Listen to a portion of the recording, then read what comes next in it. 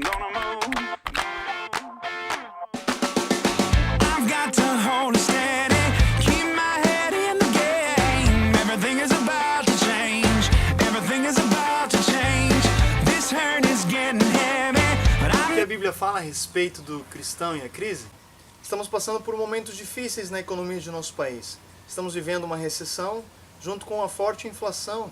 E ainda nós temos um cenário de crise política. Isso faz com que a perspectiva econômica do nosso país seja instável e sem previsão de data de melhora. Muitos são os atingidos diretamente por essa crise. O cristão não é uma exceção. Quando há terremotos, cristãos e não cristãos são atingidos. Quando o avião cai, cristãos e não cristãos morrem. Ser cristão não significa ter uma blindagem que nos torna imune das crises e adversidades que a raça humana está sujeita. O que se vê muito por aí, principalmente na teologia da prosperidade, é que se você fizer sacrifício, se você for fiel a Deus, se você fizer tudo que o suposto homem de Deus mandar, você não vai passar por adversidades como os demais. Você vai estar por cima e não por baixo. Você vai ser o cabeça e não o cauda. E se depois de tudo isso, ainda assim, você continuar em tribulações, em crise, adversidades, ele dirá para você assim: provavelmente você não teve fé o suficiente. Isso é completamente oposto às Sagradas Escrituras. Jesus Cristo nunca nos prometeu imunidades. Pelo contrário, ele disse assim: nesse mundo tereis aflições, mas tende bom ânimo. A fé é a vitória que vence o mundo. Não significa que nunca vamos passar por dificuldades, mas significa que apesar destas coisas, nós continuaremos firmes, confiantes em Deus. Vamos nos recordar das palavras do apóstolo Paulo, de Filipenses, capítulo 4, do 10 ao 13. Na ocasião, Paulo estava aprisionado em Roma, prestes a ser julgado, e tinha consciência de que provavelmente ele seria condenado à morte. Ele acabara de receber as ofertas que os irmãos haviam encaminhado a ele. E ele diz o seguinte: estou muito alegre por vocês demonstrarem preocupação para comigo. Mas fiquem tranquilos, eu aprendi a estar alegre no pouco e estar alegre no muito. Eu aprendi a estar alegre com fome ou com a barriga cheia. E ele encerra o versículo dizendo o seguinte: tudo posso naquele que me fortalece. Talvez você já tenha ouvido o versículo 13, tudo posso naquele que me fortalece, para justificar a ambição pela conquista. Mas quando na verdade Paulo está dizendo que ele tudo pode em Deus. Ele pode se alegrar em Deus com muito ou pode se alegrar em Deus com pouco.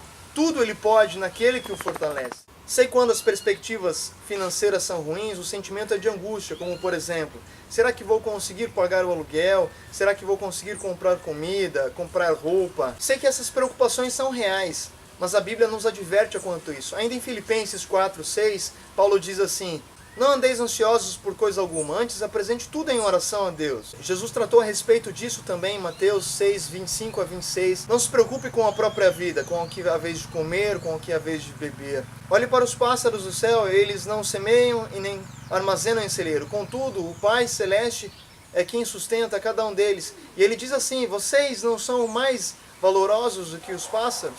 Deus está no controle da situação. É Ele quem vai cuidar de você. Deposite a sua confiança a Ele. Apenas tenha sabedoria para administrar os recursos que Ele coloca em sua mão. Não gaste demais.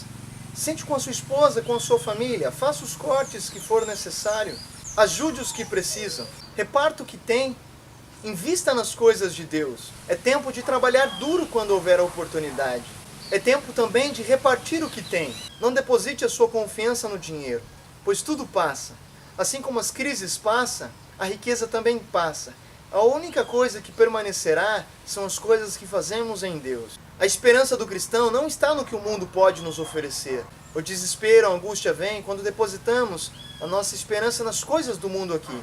Você se diz cristão, mas vive como se a única realidade fosse o mundo presente. Não se esqueça, somos peregrinos aqui. A esperança do cristão é a nova Jerusalém, onde não haverá dor, não haverá choro, não haverá angústia, somente alegria. Que Deus os abençoe.